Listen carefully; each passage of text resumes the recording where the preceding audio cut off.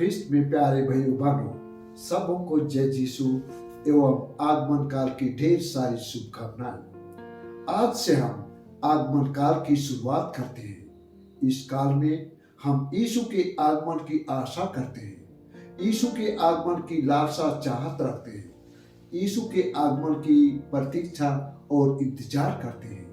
हाँ भाई और बहनों, आज से हम आगमन काल की शुरुआत करते हैं, जिसमें हम क्रिसमस के शुभ अवसर पर अपने जीवन में प्रभु के जन्म की तैयारी करते हैं। यह आगमन का काल अनुग्रह और कृपा का काल है, जो हमें पाप मुक्त होकर और अपने आप को तैयार कर मसीहा को प्राप्त करने के लिए आमंत्रित करता है। आगमन का काल यीशु को हमारे पास आने देने का काल है।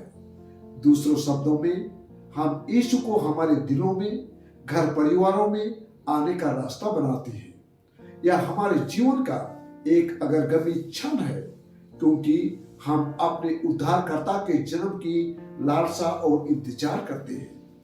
आगमन का काल हमारे जीवन में शांति और आनंद का आशा देता है।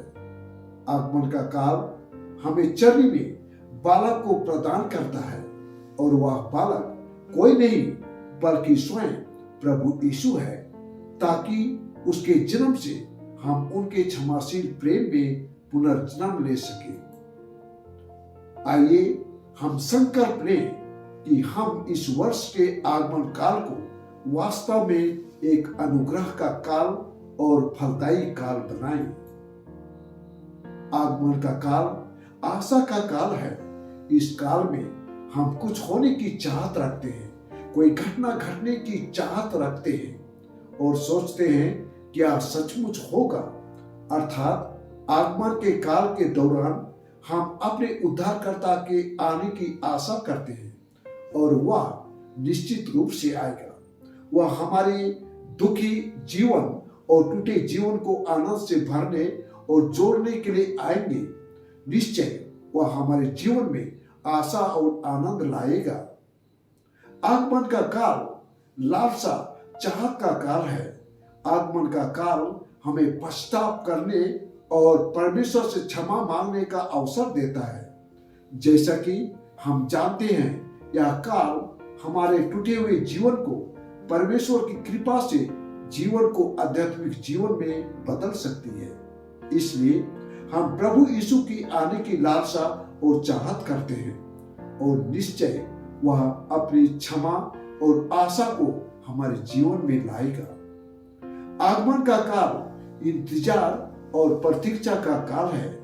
कभी कभी किसी का इंतजार करना बहुत थकावट का समय होता है, तो कभी कभी यह चिंता और बेचैनी का काल होता है। इस प्रकार की मिलीजुली भावना हमारे जीवन में अपने प्रभु यीशु के आने की प्रतीक्षा हो सकती है, परंतु हम जानते हैं कि जब वह आएगा तो वह हमारे जीवन में पूर्ण परिवर्तन कर देगा। लेकिन यह तभी होगा जब हम वास्तव में चाहेंगे और आध्यात्मिक रूप से उसका इंतजार करेंगे। जब हम हमारे जीवन के बदलाव को स्वीकार करेंगे, तो दिल को अर्थात दिल की दरवाजा को खुला रखेंगे। भाइयों बहनों, क्या जानते हैं, हम हकीकत में अपने प्रभु और मुक्तिदाता के आगमन की प्रतीक्षा करना चाहते हैं? अगर हाँ, तो हम पवित्रता और धार्मिकता से उसके आने की इंतजार करनी चाहिए।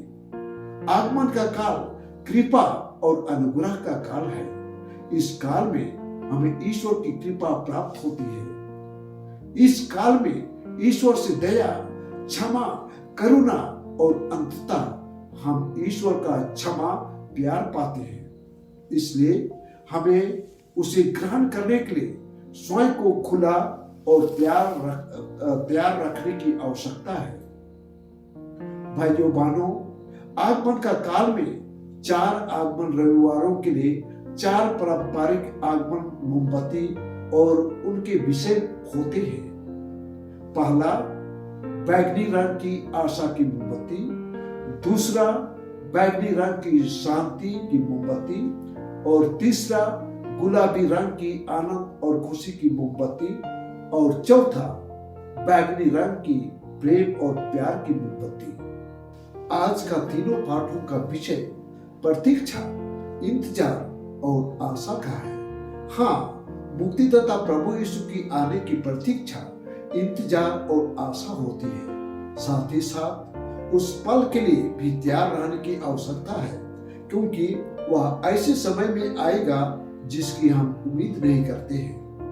आज का प्रथम पाठ भविष्यवक्ता ईशाया ईश्वर के मंदिर के पर्वत के बारे बताता है, जो सभी पहाड़ों से ऊपर है, और यह प्रभु के समय में युद्ध नहीं, लड़ाई झगड़ा नहीं, बल्कि शांति होगी। आज के द्वितीय पाठ में संत पौलुस हमें जगे रहने के लिए और ईमानदार विश्वासी ईसाई जीवन जीने के लिए प्रेरित करता है, क्योंकि प्रभु का समय निकट है। और आज के पवित्र समाचार में यीशु हमें पवित्रता और धार्मिकता से तैयार रहने के लिए आह्वान करते हैं, क्योंकि हम नहीं जानते हैं कि प्रभु का आगमन कब और कैसे होगा।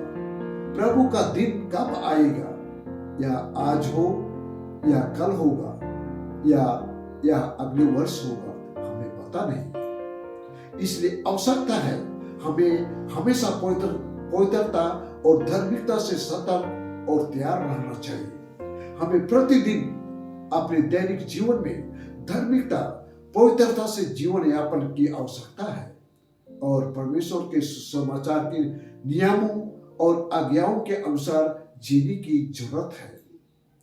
तो भाइयों बहनों, आइए हम इस आगमन काल में हमेशा धार्मिकता और पवित्रता से जीवन यापन करें। पवित्रता और धार्मिकता से सतर्क और जागरूक बने रहें, ताकि जब हमारे मुक्तिदाता प्रभु यीशु का आगमन होगा तब हम उससे मुलाकात कर सके, उससे ढेर सारी आशीष कृपा प्राप्त कर सके। आमीन।